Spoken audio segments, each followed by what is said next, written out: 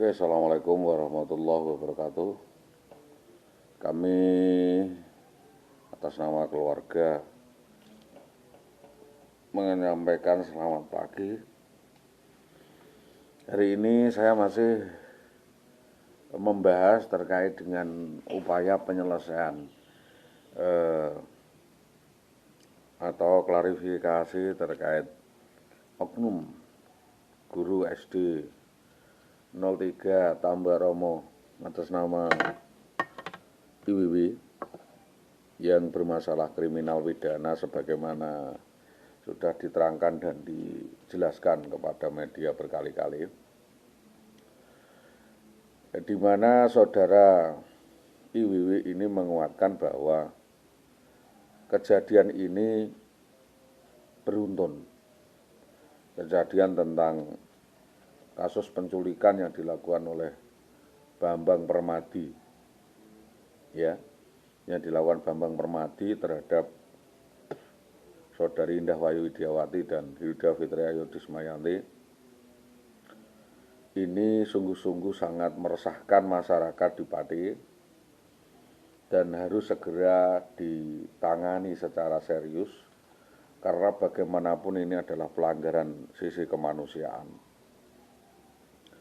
Bahwa beberapa isu yang berkembang terkait belum terselesaikannya itu adalah hal lain karena saudara Bambang Permadi atau oknum polisi yang berpangkat bribka itu telah benar-benar membawa lari dan menculik anak dan istri korban. Maka seharusnya laporan ini segera ditindaklanjuti Polres Pati, Persisi, lalu dilanjutkan Polda Jawa Tengah dan Mabes Polri. Tentu Mabes Polri mengolah hal ini dan meminta pertanggungjawaban, bukan menutup-nutupi kasus yang sekian lama dan membusuk di dalam kulkas. Pengalian isu dan opini yang dibuat dan berkembang ini hanya merupakan sebuah proses kriminalisasi yang dilakukan beberapa pihak-pihak yang adalah menunjukkan kalau kejadian tersebut benar-benar yang dimuat di dalam peristiwa yang berarti orang-orang sebagaimana yang saya sebutkan adalah Rakiman, Budeh, Suntari, Karangwotan, Gunadi, Karangwotan, Ririn Gunadi, Karangwotan, Genjik Karangwotan, Purwaito Karangwotan, ini mengetahui. Artinya bahwa yang perlu dikembangkan atau diusut peristiwa ini adalah peristiwa kejadian persekusi di Jalan Mojolawaran Gabus pada tahun 2011 itu menjadi pendulum atau pemicu awal dari permasalahan lainnya atau menjadi kunci atau pembuka dari kasus lainnya. Maka saya juga menyampaikan saksi-saksi lain yang pantas dan bisa diundang oleh Polres Pati adalah Sodik. Ya, Sodik ini mengetahui di mana saudari Wiwi disekap. Warga Brigijati, Suwawi, warga Gunung Panti, Purwaito, warga Karangwotan, Warsito, warga Brigijati waktu itu tapi sekarang menikah dengan orang Sugian, dan semua itu tahu ada data. Endang, Sri Mulyani Nggodo, Istian Mardikawati Sugian, Murwati Solo Cadang, ini sebagai saksi yang menguatkan bahwa aktor penculikan itu adalah jelas-jelas salah satunya dari tim itu adalah Bambang Permadi. Entah yang lainnya atau polisi atau tidak kita tidak tahu. Itu adalah pengembangan. Jadi premanisme dan aksi arogan, brutal, anarkis yang dilakukan, perampasan dan pemerasan yang dilakukan oleh Bambang Permadi itu memang benar-benar terjadi dengan cara membujuk rayu, mengintimidasi, meneror, dan membawa kabur saudara Iwi. Ini jelas-jelas adalah Bambang Permadi. Rangkaian barometer kejadian beruntun yang menyertai kejadian tersebut ya menjadi ukuran awal bahwa banyaknya sindikat mafia yang memanfaatkan kasus penculikan atas IWW itu yang harus menjadi titik tolak atau titik bidik awal kepolisian di dalam membuka dan mengembangkan kasus tersebut. Jadi jelas ini adalah ada unsur-unsur pembegalan, ya, penahanan secara berlarut-larut 10 tahun menahan seseorang. Karena apa? Takut kalau kasus ini mencuat. Jadi saya betul-betul meminta kepada Polda Jawa Tengah bahwa kasus ini belum terungkap. Selanjutnya adalah BBPM ini memang betul-betul aktor atau oknum polisi yang menurut keterangan teman-teman polisi atau anggota lainnya memang sering melakukan perbuatan serupa, yaitu melakukan demenan, melakukan katakanlah merayu perempuan-perempuan, istri orang yang ditinggal merantau, atau merusak rumah tangga orang, menghamili istri orang, menggondol kabur istri orangnya sudah menjadi kebiasaan dan perbuatan ini sangat meresahkan masyarakat Pati, Pak. Bambang Permadi ini dengan nama lain Bambang Bungkrek alias HP Nupin alias Bambang Buntung. Ini saksi kuat adalah saudara Heri. Juga saksi kuatnya banyak sekali menyampaikan Bambang ini. Saksi kuatnya diantaranya juga adalah ini saudara Yudi, ini saksi sudah meninggal dunia. Jadi faktor-faktor lain ini satu dan lain hal menjadi petunjuk, namun keadaan-keadaan utama yang menjadi mainstream menjadi faktor utama dan penting di dalam rangka pengungkapan di mana pasca penculikan itu menjadi langkah atau petunjuk di mana Bambang Permadi secara serampangan, secara arogan, premanisme anarkis mengancam korban dan akan membunuh korban dengan mengirimkan kurir untuk datang ke rumah korban, diantaranya adalah Besut, ya, di Rustanto, Man Cengkal Sewu, Ngari. Terus ada yang memerintahkan Kardi Katan Kidul dengan orang tatoran, orangnya cempluk gitu. Entah itu Purwanto atau siapa. Namun keadaannya ya sampai sekarang kasus ini belum terungkap. Di dalam rangka pengungkapan di mana pasca penculikan yang dilakukan oleh Bambang Permadi tersebut, maka kita meminta sejumlah tim independen, dalam hal ini adalah lembaga-lembaga donor, ya, untuk mengungkap kasus ini. Jadi kejadian persekusi ini sudah terjadi ada beberapa kali. Di antaranya adalah di Mojolawaran Gabus tadi saya sampaikan.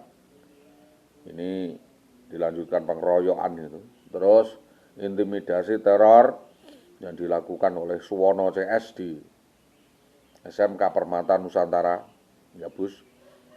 Waktu itu korban masih mengajar. Terus di jalan Gabus sampai Mojolawaran, yaitu di titik sebelah selatan SMP 1 Gabus. Terus pada berikutnya sekitar Desember 2011 terjadi lagi percobaan pembunuhan di Jalan Ngeronggo, Mintorayu. Jadi antara jalan perempatan Padangan itu ke utara, pelaku membawa 4 orang membawa badik dan akan membacok daripada korban. Lalu kejadian lagi percobaan persekusi di Jalan Sugian, Kebolampang. Pelakunya adalah Jayu Setianto. Ya, setelah memukuli korban dan mancal motor korban, Jayu Setianto ini mencoba untuk membunuh korban. Ya, sudah mengunus celurit, jadi ada percobaan pembunuhan dan penganiayaan, beberapa kali pemukulan dengan tangan, tapi ada hakiknya. Lalu keterangan lagi korban dianiaya di Jalan Kopek sampai Karangampo. Jadi ini seolah-olah korban dicari polisi, tetapi sebenarnya ini ada yang cari adalah preman dan akan dihabisi di sana. Lalu ini kejadian harus dikembangkan karena BPPM ini hanya satu dari faktor kejadian. Kenapa kejadian ini berkembang? Karena pelaku-pelakunya adalah oknum pejabat ya, yang ada hubungannya di dalam penempatan saudari Wiwi atau menguasai Wiwi tersebut, dan keadaan utama itulah yang menjadi pemicu faktor-faktor penting di dalam pengungkapan kasus penculikan, perampasan, dan pemerasan yang dilakukan oleh Bambang Permati, di mana pasca menculik itu Bambang Permati tadi saya katakan menyampaikan atau memerintahkan kurirnya untuk mengurus persoalan ini dan meminta sejumlah uang 600 juta untuk mengurus kasus tersebut dan melakukan peradilan. Bahkan ada yang namanya Mol ini membujuk saya untuk menghadap beberapa polisi, ada 12 polisi di Kurnia Hotel waktu itu, Hotel Kurnia. Yang sama, saya sampaikan tentang kasus itu, yaitu bahwa Bambang Permati itu menculik istri saya, tetapi mereka bersikukuh itu KDRT, dan saya tidak mau kooperatif dalam hal ini, karena saya tahu bahwa ini adalah settingan. Lalu saya juga dibawa oleh tim yang saya tidak kenal. Saya disekap 3 hari di suatu tempat di sekitar Polres Pati. Lalu juga saya dibawa ke Hotel Kencana waktu itu 3 hari. Di sana juga kita ditanyai. Terus di rumah juga berkali-kali polisi datang untuk meneliti dan menyelidiki keadaan saya. Jadi sebenarnya penelitian kasus ini sudah lama, namun fokusnya kok kepada kami, bahwa kami tidak tahu apa-apa, tetapi agendanya kok berkembang.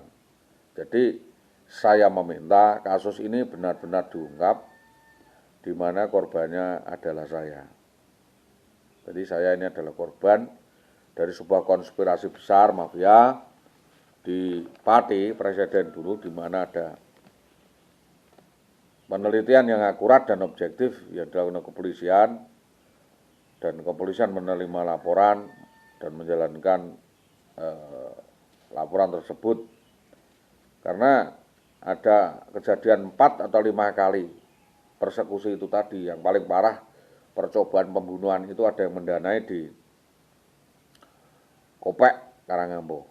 Jadi tolong otak pembunuhan di Kopek, Karangampo itu tadi, di Kopek, Karangwotan tadi, siapa?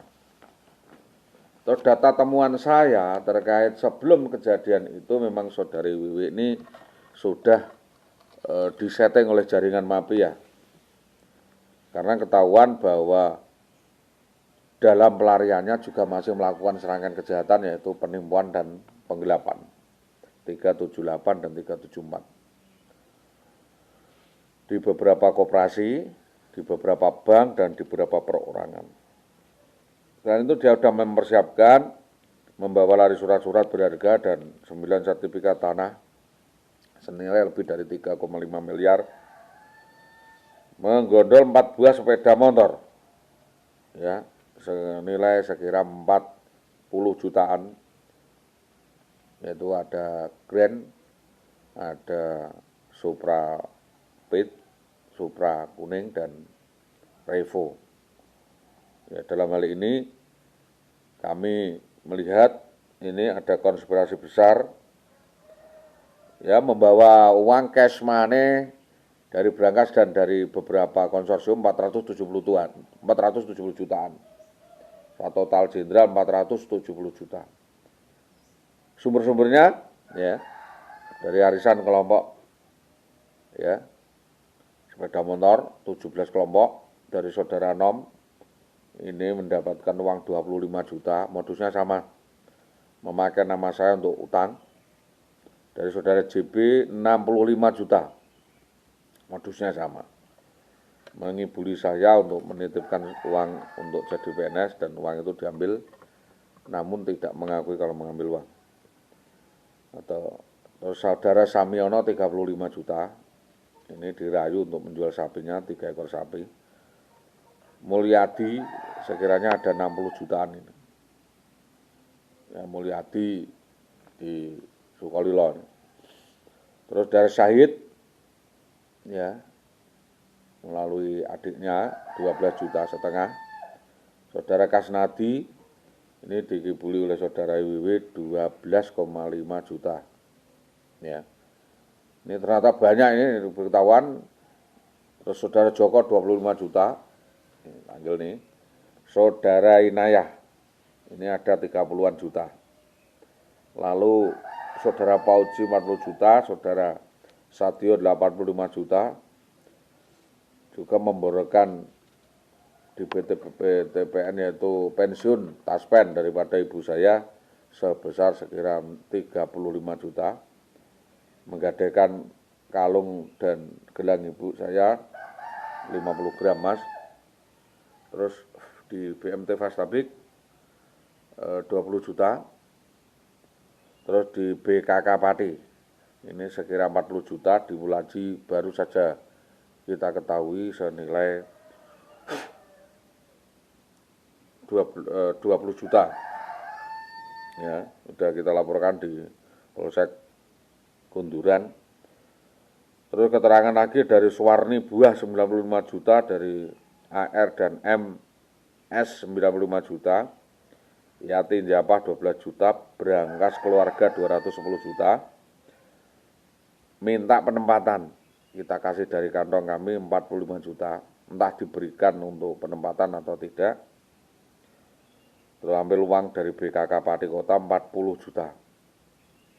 Dan yang lain-lain kita nggak tahu, baik perorangan maupun konsorsium dan koperasi. Tapi jelas taspen ibu saya 35 juta dan cash money 470 juta tadi. Dan setelah itu memang membuat settingan drama sedemikian rupa seolah-olah di rumah tangga tidak bahagia dan tidak tercukupi dan lain sebagainya. Abut dengan cara persekusi, persneleng, gas, overtrail, ya kan? Crossboy, bekerja sama dengan mafia di Tambak Romo lalu kabur dan kasusnya sampai sekarang belum terungkap.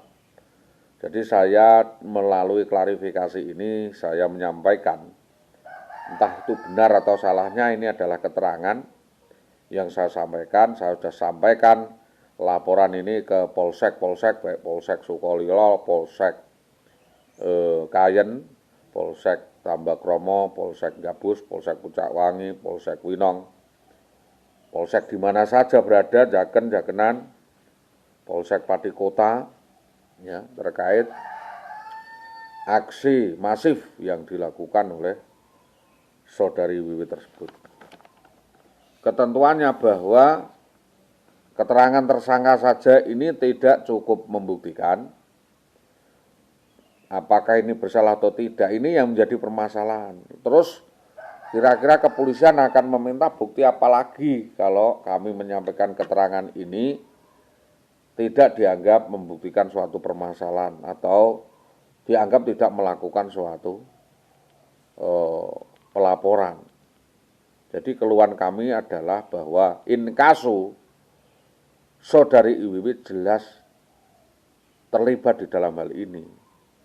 Kalau dia tidak melakukan sendiri berarti yang melakukan orang lain sebagai sponsor. Maka melalui alat bukti dan keterangan yang saya sampaikan ini menjadi bahan pemeriksaan tersangka, apakah nanti tersangka ditahan ataukah tidak, semua terserah daripada kewenangan penyidik. Dan terdapat alasan-alasan kontentius tertentu yang cukup untuk itu. Jadi saya sampaikan kepada Bapak Kapolres Pati, Bapak Wakapolres maupun Bapak Kasat Reskrim Polres Pati. Saya sudah sampaikan di Lidik 1, waktu itu diterima Pak Arif Siregar, terus di Lidik 3 Pak Miftah Ansori, ditanggung jawab oleh Pak Mujahid. Dan kami minta bahwa kasus ini hendaknya dapat dilakukan penyelidikan yang serius, ya, karena tidak ada penyelidikan ini sesuai selera, gitu. Enggak sesuai selera, kalau memang itu tugas ya kita jalankan. Jadi secara konsumen, ya secara opsporing, kasus ini harusnya dihadapkan pada istilahnya itu SOP yang pasti, sesuai dengan harga dari kasus tersebut. Kalau kita menjual harusnya dibeli, dan pembeliannya itu menjadi puncak equilibrium yang pada permintaannya tertentu, pada tingkat tertentu, harusnya kasus ini segera diteliti. Ibarat kita ini jual beli saja. Karena apa? Tawar-menawar yang kita sampaikan ini berujung dari kasus Bambang Permadi menculik. Ini berarti ada suatu harga di mana Bambang Permadi ini melihat ada freeport atau tambang emas terkait kasus ini. Jadi awal mulanya begini. Awal mulanya itu IWW ini diterima PNS gitu. Berubah sikap. Jadi diterima PNS. Dan ada orang, ya Jamari namanya, Margoyoso, meminta uang 10 juta atau 15 agar penempatannya ditarik di Puncol Duku Seti. Lalu saudara Parso ini meminta kepada saudara Indah, katanya minta 25 juta, ya dibantu Jalil waktu itu, untuk ditempatkan di Jaken. Lalu ada lagi orang lain di dinas, namanya Jayu Setianto, minta 45 juta untuk penempatan saudari Iwi di Tambak Romo. Jadi ini adalah sebuah lamaran atau permintaan di mana orang-orang tersebut menjadi jalur penyampai kepada bupati atau kepada rekomendasi penempatan di BKD. Biasa transaksi barter kasus dan suap penempatan ini biasa, tetapi yang jadi luar biasa adalah gratifikasi ini yang mengakibatkan rusaknya sebuah konsorsium besar. Jadi kami meminta, artinya bahwa mereka bersedia membayar dari penempatan saudari Indah ini ada apa? Ini loh. Jadi saudari Iwi ini merasa cantik sendiri, dilelang oleh banyak orang. Ini melelang istri orang. Jadi ada pertukaran antaranya kelompok-kelompok tertentu selama utility margin ini dari grup-grup itu tadi. Dan ini menjadi pertukaran barang yang tidak henti. Jadi ada barter kasus antara dunia nyata yang ini dinamis, apakah ini produk atau jasa senyuman atau jasa yang lain yang lebih mudah untuk diproduksi dan dijual belikan, yang sebenarnya ini sangat disukai konsumen, karena konsumennya sangat banyak ini sumber-sumber ekonomi khusus, non migas. Jadi di situ ada sindikat mafia, sindikat prostitusi dan gratifikasi seks di Dinas Pendidikan Tambak Romo, di mana barter tanda tangan atau barter kekuasaan dengan gratifikasi itu disatukan, sehingga kasus ini mencuat. Dan kami meminta Polres Pati mengungkap keterlibatan kepala-kepala sekolah di Dinas Pendidikan Tambak Romo. Ya, kepala-kepala sekolah artinya di beberapa SD Tambak Romo memang mengetahui kasus ini. Terutama ada Purwanto ini yang mengatakan Purwocarito. Ini dikisahkan pernah ada menjalin dan akan mengawini Indah. Ini keterangan anaknya sendiri loh. Anaknya perempuannya sendiri. Ya, Jovinta apa siapa itu. Jadi sumber-sumber ini akan dipindahkan dari penggunaannya dan pembayarannya pada fiat ekonomi. Terus ini kasus ini dinamis dan mengalami penggorengan yang lama sehingga tidak ada yang bisa coltang. Ini keterangan tambahan yang saya sampaikan terkait adanya persekusi dan perampokan atas harta benda dan anak istri korban yang dilakukan oleh Bambang Permadi ini persis kejadian di Tempuran Magelang apa yang dilakukan oleh Muhammad Solikin sesuai dengan laporan saya di Polsek Tempuran. Bahwa terjadi hal yang sama persis ya persekusi seperti itu pada sekira tahun 2009 atau 2008. Bulan September juga. Ini kejadian terjadi lagi 2011 di Mojolawaran Gabus. Pada intinya pada sekira tahun 2011 itu sebelum saudari WW pulang ini ke Magelang yaitu pada bulan puasa. Ini sudah ada sedikit friksi dan tanda tanya besar, ada apa ini kok?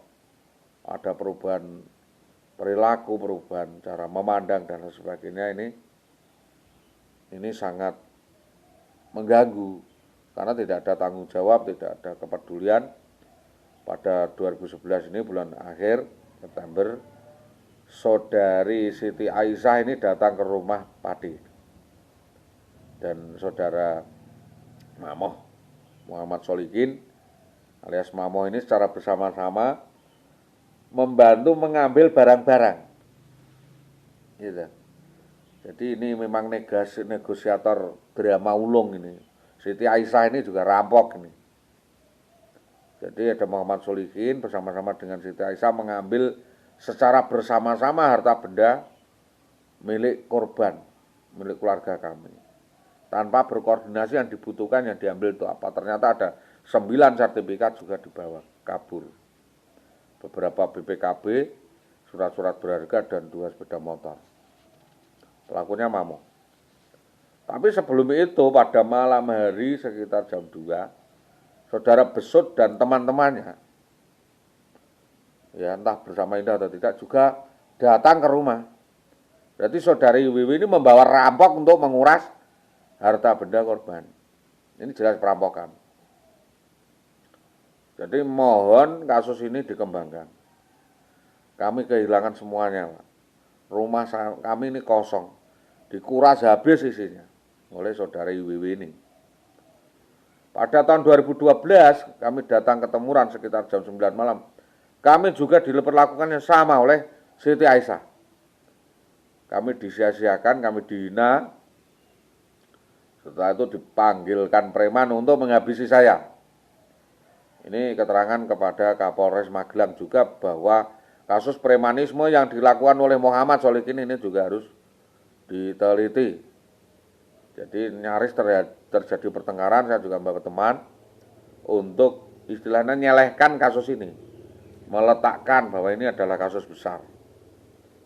Ya, saudara kami sempat digantung, dicenteng oleh saudara Mamoh CS ini lebih dari 16 orang mempersekusi kami di depan rumah saudara Jamari. Kami datang di sana tidak ditanggapi dengan baik oleh Siti Aisyah Jamari dan dianggap sebagai musuh. Dan tidak berapa lama kemudian, sekira seperempat jam lah, kami pulang kembali ke Pati. Kami merasakan titik kosong, ya titik nol dan tidak bisa mengerucut kasusnya. Sejak kejadian itu, ada persekusi-persekusi lainnya terjadi. dilakukan oleh kurir-kurir preman melakukan penganiayaan kepada kami secara masif. Dugaan lain bahwa saudara IWW ini memang sudah di remote atau disetting, dipola sedemikian rupa untuk memang menguras darah, keringat, dan air mata kami. Targetnya adalah nyawa kami. Dugaan besar adalah saudara IWW ini terlibat jaringan narkoba, juga jaringan sindikat asuransi bodong. Jadi dia ikut multi level marketing asuransi dengan borek adalah nyawa kami. Kalau kami ini mati maka dia mendapatkan uang sekian-sekian. Jadi kami meminta kasus ini dibuka lebar-lebar oleh kepolisian dengan harapan kejadian tersebut bisa diungkap. Juga laporan kami ke Polsek Temuran, di Polsek Kunduran Blora dan lain sebagainya jelas-jelas menjadi petunjuk keterlibatan saudara Mamoh dalam persekusi penculikan atas perempuan dan anak di bawah umur ini di Desa Mojolawaran Gabus Pati pada tahun sekitar 2011. Bahwa adanya kasus rekayasa kejahatan beruntun ini yang sudah direkayasa ini diremot oleh mafia ini sedemikian rupa dari Magelang agar supaya saudari IWW ini membuat masalah, memancing-mancing masalah di dalam internal keluarga, dan akhirnya seperti ini terjadi kriminalisasi ya kepada kami agar ini dijadikan target KDRT. Karena dari SMS yang disampaikan oleh IWW, kasus ini dadekno KDRT wae. Nah, ini ada permasalahan yang tidak mau menyelesaikan permasalahan itu, tetapi blackstreet atau melakukan penyelesaian kasus di belakang kasus. Faktanya apa? Selama berumah tangga saudari IWW ini selalu melakukan drama seperti itu hanya untuk mendapatkan uang dan kesenangannya sendiri.